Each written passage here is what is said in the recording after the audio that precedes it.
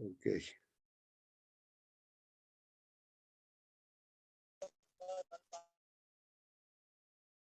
Ya, mi nombre es Jaime Vilca, de los que están recién pasando su primera clase. Yo soy licenciado en lo que es en química, soy licenciado en química. El turno que me han designado, estoy básicamente ya con esto 3 años, es turno noche, paralelo 1C, primer semestre, paralelo C. ¿Estamos de acuerdo todos? Sí. Entonces, yo soy docente de la materia de lo que es química aplicada a la ingeniería. Conmigo vamos a llevar lo que es la materia en este primer semestre. ¿Estamos de acuerdo, jóvenes?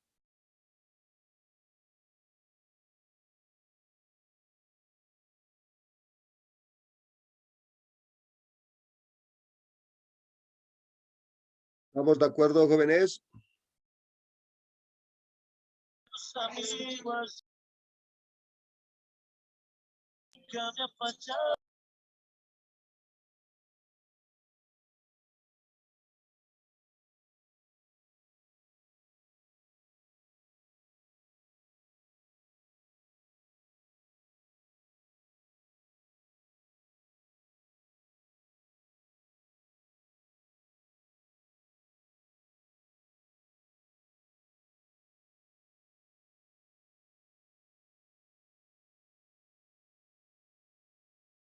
Ya.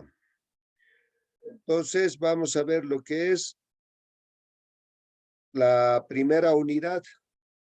El anterior ya les explica cómo va a ser el método de evaluación. Ya pueden bajar, eso está en la plataforma Moodle, Moodle, ¿ya? Entonces ahí pueden entrar y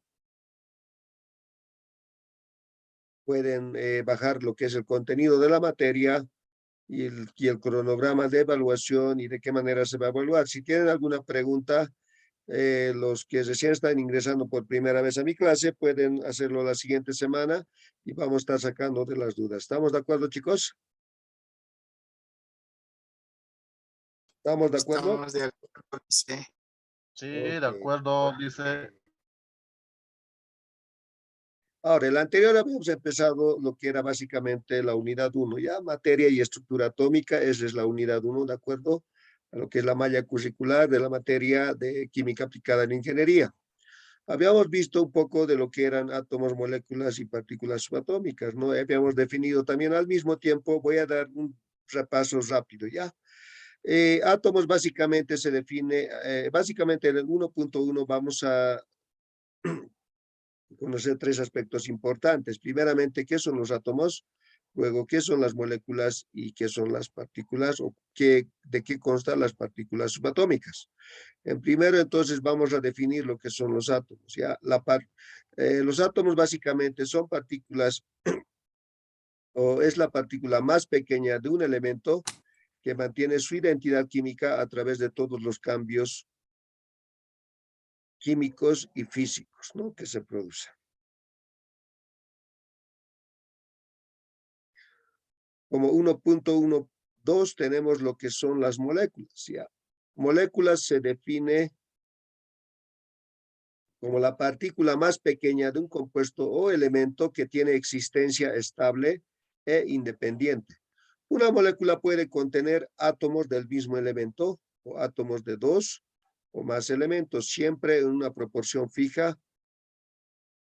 Una molécula al mismo tiempo no siempre es un compuesto, ¿ok? El cual por definición está formado por dos o más elementos. Habíamos visto al mismo tiempo lo que eran algunos ejemplos de lo que eran las moléculas. Ya, aquí por ejemplo tenemos lo que es el hidrógeno gaseoso. Aquí tenemos un compuesto molecular, en este caso es el hidrógeno 2, oxígeno, que es el agua, ¿no? Y tenemos también al mismo tiempo moléculas diatómicas, ¿no? Que constan de dos átomos que son del mismo elemento. En este caso tenemos como el nitrógeno gaseoso, oxígeno gaseoso, flúor gaseoso, cloro gaseoso, bromo gaseoso y yodo gaseoso. Y al mismo tiempo tenemos lo que son otro tipo de moléculas. En este caso consta de dos elementos diferentes. En este caso tenemos el ácido clorhídrico y el monóxido de carbono. Aquí tenemos también al mismo tiempo moléculas poliatómicas, ¿no? Las moléculas poliatómicas básicamente constan en este caso, de tres elementos. Dos pueden ser del mismo elemento y uno puede ser diferente, ¿no? En este caso, aquí tenemos el agua, el H2O. Aquí tenemos lo que es el amoníaco y el ozono. Como 1.13 tenemos partículas subatómicas, ¿no? ¿A qué se refiere cuando hablamos de partículas subatómicas? Básicamente las partículas subatómicas son las siguientes, que son el electrón, el protón y el neutrón. Y estos tienen una masa, ¿no? El electrón, por ejemplo, la masa del electrón es 9,11 por 10 a la menos 31 kilogramos, ¿no? Que también tiene una carga que es de 1.6 por 10 a la menos 19. Luego el protón, que está simbolizado con la letra P y tiene como subíndice en la parte superior derecho con signo positivo y su masa es 1,6 o sea, 1,673 por 10 a la menos 27 kilogramos. Ese que es la masa del protón. Y el neutrón se simboliza con la letra N y en la parte superior derecho está con un subíndice de 0. ¿Ya? Es el neutrón. En este caso el neutrón, su peso es de 1,675 por 10 a la menos 27 kilogramos. 1.2 tenemos lo que es la teoría atómica de Dalton, ¿no? Entonces, la teoría atómica de Dalton básicamente consta, en esta figura podemos explicar, ¿no? Básicamente, ¿no? Aquí, ¿qué dice Dalton al respecto? Vamos a definir primeramente y luego con esto vamos a dar un ejemplo, ¿no? Básicamente, ¿qué dice la teoría atómica o Dalton, ¿no? Según su teoría? Dice lo siguiente: los elementos están formados por partículas extremadamente pequeñas llamadas átomos. Todos los átomos de un mismo elemento son idénticos, tienen igual tamaño, masa y propiedades químicas. Los átomos de un elemento son diferentes de los átomos de todos los demás elementos. Como segundo punto también define Dalton lo siguiente. Pero una pregunta entre estos Mejor dos es la práctica ya pues si así es así, ya entendía, ya pues.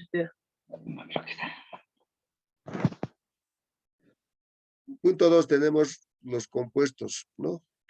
¿Cómo define, digamos, Dalton, ¿no? Los compuestos están formados por átomos, dice, ¿no? Según Dalton, ¿no? De más de un elemento. En cualquier compuesto, dice, la relación del número de átomos entre dos de los elementos presentes siempre es un número entero o una fracción sencilla. Como tercer punto también define Dalton lo siguiente: una reacción química incluye solo la separación, combinación o reordenamiento de los átomos. No se crean o se destruyen, dicen, ¿no? Que es la ley de la conservación, ¿no?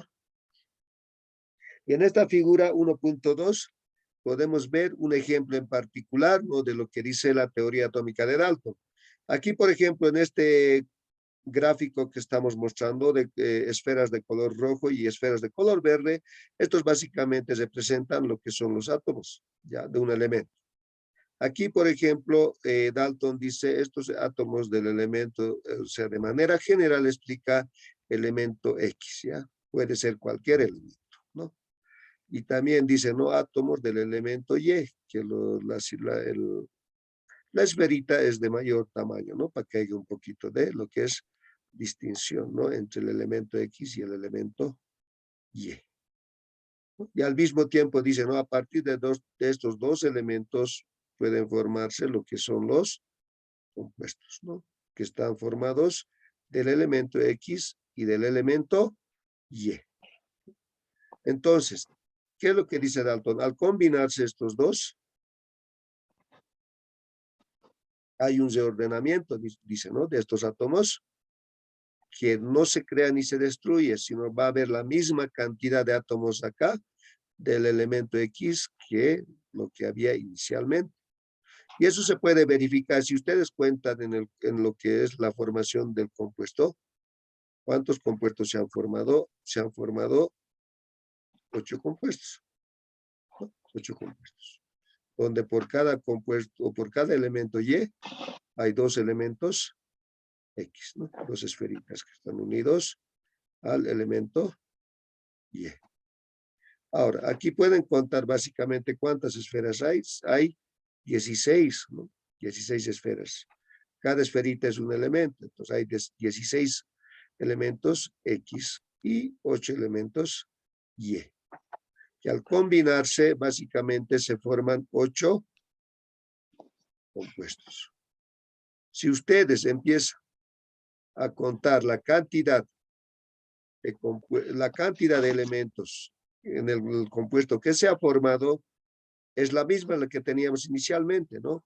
Por ejemplo, si aquí, por ejemplo, como hemos contado, son 16 esferas de color rojo. Entonces, si ustedes cuentan, son 16. Entonces, yo dice que 16 elementos X en los productos que se ha formado o en el compuesto, también tengo que tener 16 elementos X. Y eso se puede verificar. Como se han formado 8 compuestos, 8 por 2, 16, ¿no?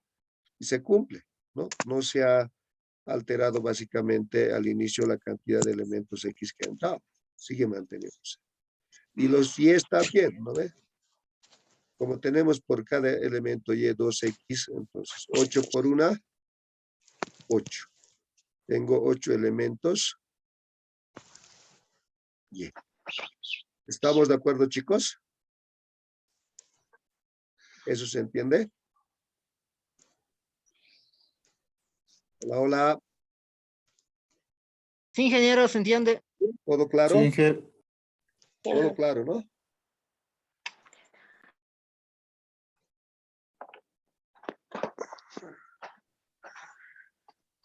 Ok. Eso es lo que trata de explicar la teoría atómica de tal. Y a la fracción sencilla, ¿a qué se refiere? A esta, ¿no? La relación entre X y Y. ¿Cuánto es la relación entre X y Y? Para la formación del compuesto. ¿Cuántos, chicos? ¿Cuántos elementos X se unen con el elemento Y? 16 a 8. 16 a 8. 16. 16 a 8, ¿no ve? O también No. puede llamarse de otra manera relación en este compuesto. ¿La relación cuánto es? Solo en un compuesto. 2, 2 a 1. 1. 2, 1, exacto. A esa relación se refiere cuando habla de número entero o una fracción. Sencillo. La relación es 2 del elemento X con un elemento Y. La relación es 2, 1. ¿Estamos de acuerdo, chicos? ¿Estamos de acuerdo? Inge. ¿Todo claro? Sí, sí. Okay. Ya, ahora, vamos a entrar en lo que es la estructura del átomo, ¿ok? Lo que habíamos visto en el anterior. El átomo está compuesto por partículas subatómicas, como ser el electrón, el protón y el neutrón. Esas son las partículas subatómicas, ¿ya? En un átomo básicamente vamos a encontrar estos tres partículas subatómicas, ¿ya? Que son el electrón, el protón y el neutrón. Entonces, básicamente, cada uno de esos ha sido descubierto de una manera particular por diferentes científicos. En este caso, vamos a ver de manera rápida cómo se ha descubierto el que ha descubierto básicamente ha sido Thomson, ¿no? Que son los electrones, ¿ya? En este caso, el Thomson ha utilizado un experimento muy particular. En este caso, llamado tubo de rayos catódicos. ¿Ok? Ese es su ensayo que ha hecho para el descubrimiento del electrón. Entonces, ¿qué es lo que ha hecho Thomson? Básicamente aquí, este es el tubo de rayos catódicos. O sea, aquí es la fuente de voltaje, que por un lado está lo que es la carga positiva que está conectado a esto. La carga negativa está conectado a esto. ¿Sí? Entonces, estas son placas metálicas, donde está la placa metálica de una circunferencia o un tamaño mayor, ese es. Ahí está conectado la carga positiva de la fuente, ¿no? Y la que está de menor tamaño está conectado a la que es la carga negativa de la fuente, ¿no? Y por un lado, la carga positiva es el ánodo y la carga negativa es el cátodo. Entonces, ¿qué es lo que ha pasado en este caso? Se ha conectado una fuente y esto ha liberado un haz, ¿ya? Y este haz va de manera horizontal, ¿no? Que va a ir a caer en el punto B.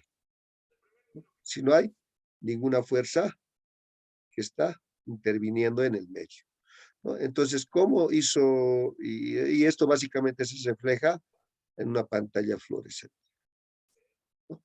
Es esto. Entonces, ¿qué es lo que ha hecho Thomson? Básicamente, estas placas que ustedes ven de color celeste y color rojo, es para producir lo que es el campo eléctrico, que está dentro de este tubo. Y externamente ha instalado el campo magnético, ¿no? Que es provocado por un imán, que son el polo sur y el polo norte. Entonces, primeramente, ¿qué es lo que ha hecho Thomson? Ha hecho básicamente que este haz de rayo inicialmente solo ha generado campo eléctrico. Ya estas dos placas tenía inicialmente. Esta y esta, ¿no? No tenía lo que es el campo magnético. Solo ha generado campo eléctrico dentro del tubo. Entonces, ¿qué ha pasado cuando se ha generado campo eléctrico? Este haz de rayo ha sufrido una desviación que ha ido a caer en el punto C. Y ustedes dirán, ¿por qué? Pero dicen en el punto C, ¿no?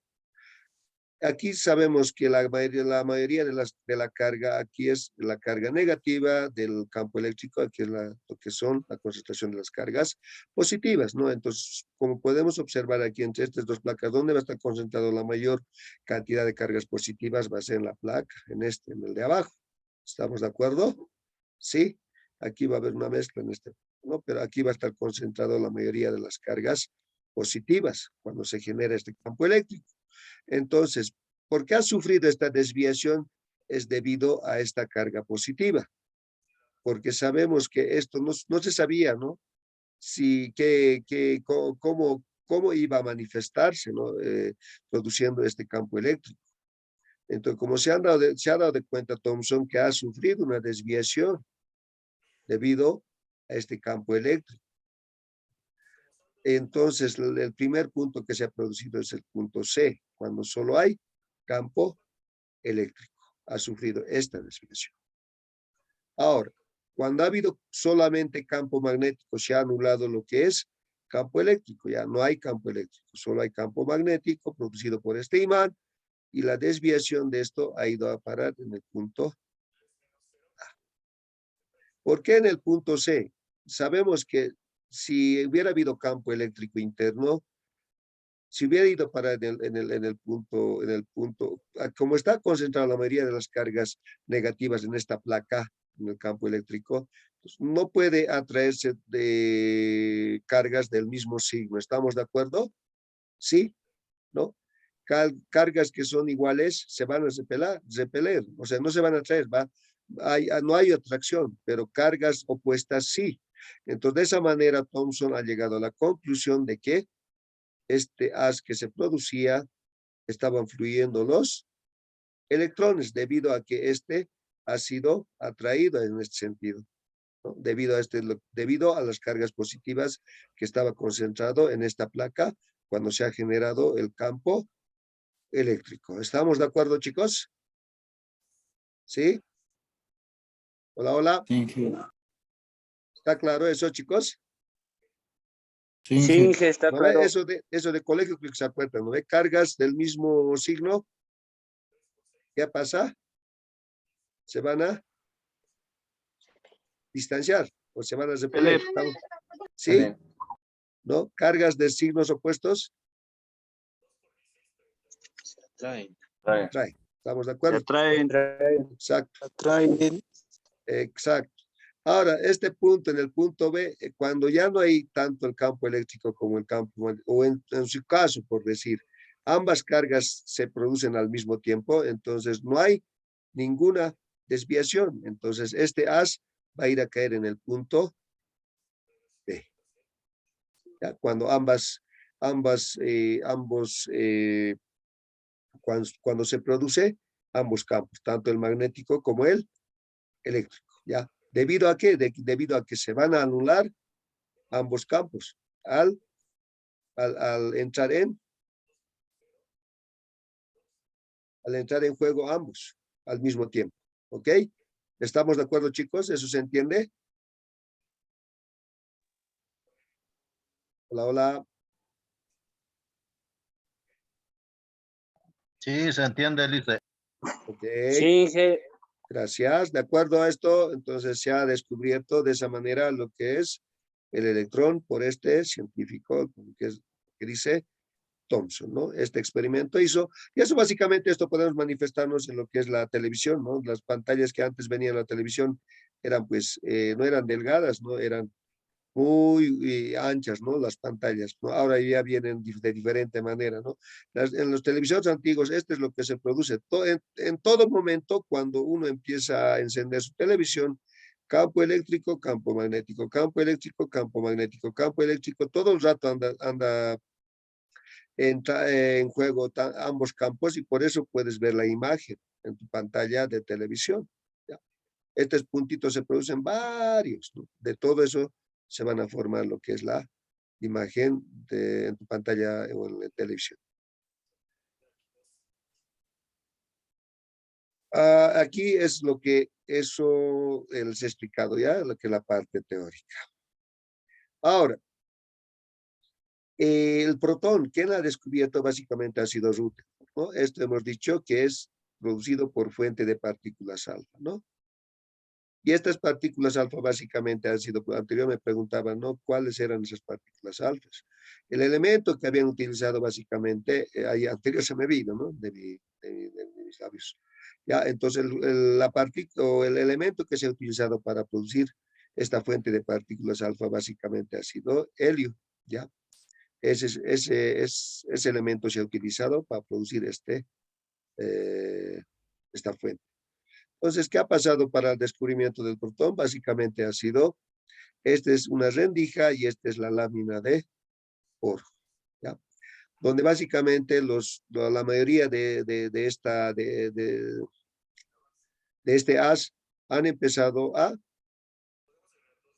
pasar sin problemas, ¿no? La mayoría ya de estas partículas, sufriendo ninguna desviación. Pero ha llegado en un punto donde estos han empezado a rebotar de la lámina de oro, ¿no? Han empezado a rebotar de la lámina de oro. En esta pantalla circular que era de sulfuro de zinc, ¿no? Y estos puntitos, lo que ustedes ven, ha sufrido bastante desviación, ¿no? En la primera no mucho. Ha llegado en cierto punto donde se ha producido este tipo de desviación, ¿ya? Desviadas por el oro, ¿no? Entonces, ¿qué ha pasado? Básicamente, esto, debido a esta desviación, ¿qué es lo que concluye Rutherford? Dice lo siguiente: ese diseño ha sido experimentado por Rutherford, dice, ¿no? Para medir la dispersión de las partículas alfa causada por el helio, por el elemento helio. Causada por una lámina de oro. Estas partículas alfa básicamente eran helio, ¿no? Que han sido causadas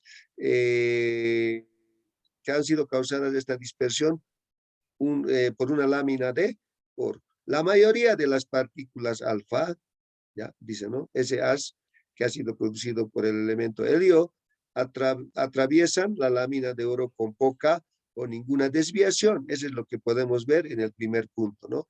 Algunos se desvían con un ángulo grande, ¿no? Ocasionalmente alguna partícula invierte su trayectoria. Y esa inversión aquí en la figura se puede observar claramente. ¿Cuáles son? Estas, lo que están señalados con C, ¿no? Con las flechitas ahí. Estos son los que han producido esa inversión. Que han invertido. Dice.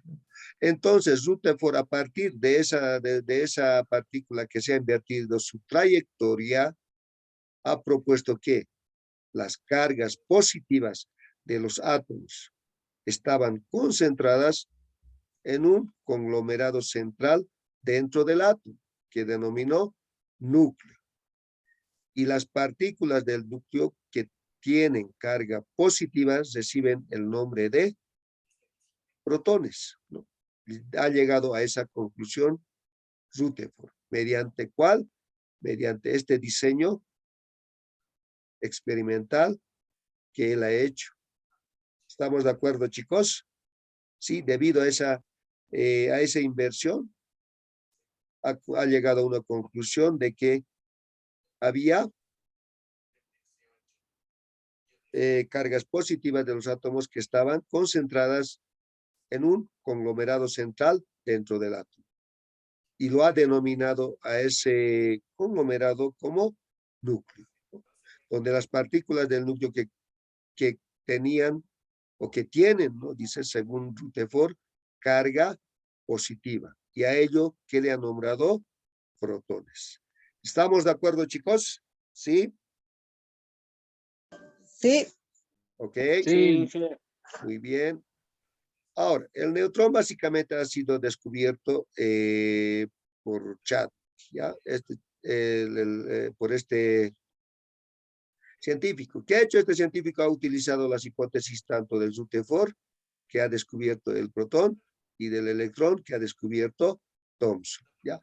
Bajo estos dos diseños experimentales que hizo los anteriores autores, para el descubrimiento de esto, tanto del neutrón, perdón, tanto del electrón como del protón, le ha servido como respaldo a Chadwick para descubrir el neutrón. Entonces, ¿qué dice Chadwick? Dice lo siguiente. Dice, ¿no? Los protones y neutrones de un átomo están confinadas en el núcleo, que es extremadamente pequeño. Los electrones forman una nube alrededor del núcleo. Llega a esa conclusión Chadwick, ¿no? Cuando ha hecho un experimento Chadwick utilizando esos dos de lo que son los protones y lo que ha manejado Rutherford de lo que el descubrimiento del núcleo para luego descubrir el protón, ¿qué dice? Dice, no, Chadwick bombardeó una delgada lámina de berilio, dice, ¿no? Con partículas alfa. El metal emitió una radiación de muy alta energía, similar a los rayos gamma, ¿no? Dice. Entonces, ¿qué dice Chadwick? Experimentos anteriores demostraron, dice, ¿no? Estos experimentos se refiere a lo que ha hecho Thomson y Rutherford, ¿no? Llega a esa conclusión, ¿no? Experimentos anteriores demostraron que esos rayos, ¿no? Que esos rayos realmente conforman un tercer tipo de partículas, ¿no? Un tercer tipo de partículas, que Chadwick lo denominó neutrones. Neutrones. Llega a la conclusión de que mediante los experimentos realizados por los anteriores científicos, demostraron, dice, ¿no? Que esos rayos realmente conformaban un tercer tipo de partículas subatómicas, que Chadwick denominó neutrones. Entonces, de esa manera se han descubierto los tres partículas subatómicas, tanto el protón como el electrón y el neutrón. ¿Estamos de acuerdo, chicos? Hola, hola. Sí, ingeniero. Ok. sí, ingeniero. Ahora, me van a ustedes realizar va a ser por puntos extras. ¿Cuáles son las teorías atómicas? ¿Me dejo entender? Esa es tarea para ustedes. Las teorías atómicas. Ya, esa es como tarea que les voy a dejar. Ustedes me van a hacer cuáles son las teorías atómicas. Eso tienen bastante información, pueden consultar. En internet hay bastante material. ¿Estamos de acuerdo, chicos? Está bien, Inge. ¿Ya? Sí, Inge. Una semana les voy a dar. En la plataforma voy a programar la fecha hasta cuándo tienen que entregar. ¿Estamos de acuerdo? Me lo van a subir a la plataforma nomás. ¿Estamos de acuerdo, chicos? Estamos de acuerdo. Ya, ahora vamos a entrar lo que es Disculpe, 1.5. ingeniero, ¿nos ven bien Adelante. o no se copia? Ya, enseguida vamos a volver a entrar. Tenemos más de un minuto. ¿Alguien tiene alguna pregunta, duda de la práctica? Sí, Ingeniero, el formato de presentación. Pueden hacerlo como ustedes quieran. Pueden hacerlo a pulso, pueden hacerlo a computadora. Depende de ustedes.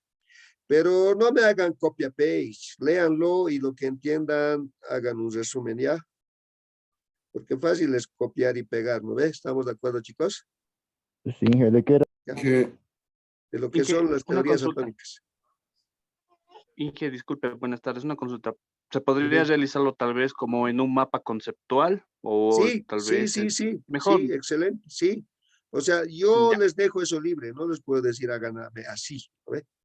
O sea, ya va a ser criterio de ustedes, ¿no? Con tal de que sea